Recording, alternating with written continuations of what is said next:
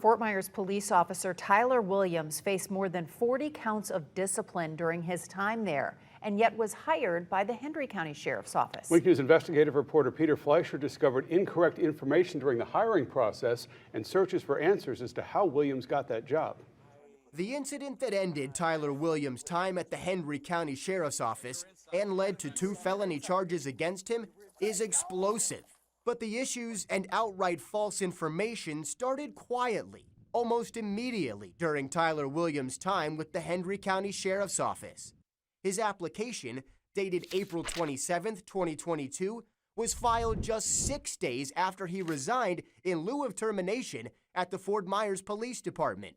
Williams was the subject of 4 separate internal affairs investigations in his last year with FMPD. In total, Williams faced more than 40 disciplinary actions during his time at FMPD before he resigned, including one case where he didn't properly investigate a traffic stop. He found drugs in a vehicle and near a young child who was not properly restrained. That child died in a crash less than a month later, but none of that comes up in his application with Hendry County. When asked why he left FMPD, Williams wrote irreconcilable differences. He later expands, writing, resigned from FMPD after many internal affairs investigations were filed over a period of time to hold me back from career advancement. No mention of Williams' rampant speeding and traffic violations, all without properly engaging his emergency equipment or considering public safety.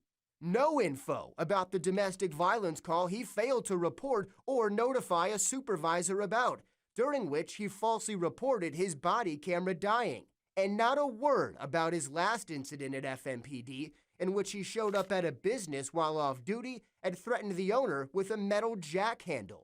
Hendry County Sheriff Steve Whitten signed off on Williams' hiring in May 2022, just 14 months before officials say Williams knocked out a handcuffed suspect cold. When I watched the body camera, I was shocked and I was appalled. Whitten condemned Williams' actions in a press conference in early April, after his former deputy was charged with unreasonable use of force and falsifying of records. And what I saw on this body camera, it violated the trust of our community.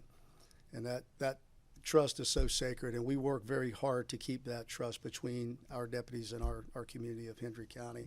But where was HCSO's background research? There's no evidence that Whitten was aware of Williams' past when he made the hire. The sheriff declined my interview request for this story, but I did ask about the process of hiring Williams at that press conference. I've seen complaints that go in files. There's internal affairs investigations. Some are sustained, and we look at those. We don't like to pick those up. But Williams did have IA investigations, several of them. But if it's a complaint, depending on what it is, and it's absolutely unsustained or proven to be untrue, then we have no problem picking them up.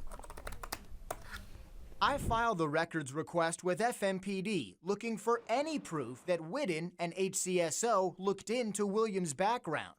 Records show a Hendry County sergeant requested copies of all records related to Williams, but there's no date on the request letter, and while it does have Whitten's letterhead on it, his signature is not. Was Whitten aware of Williams' past? His answer to me when I asked about the hire raises questions. It's my understanding that through the backgrounds that the allegations were overturned from the firing, which is the reason why we picked him up. I just hope that the community knows that we will still strive to keep that trust within our community. When our crew spoke with Williams outside his latest court hearing, he had no comment on this case. I've also reached out to Williams by phone, but he hasn't responded. His next court date is set for May 13th. Back to you.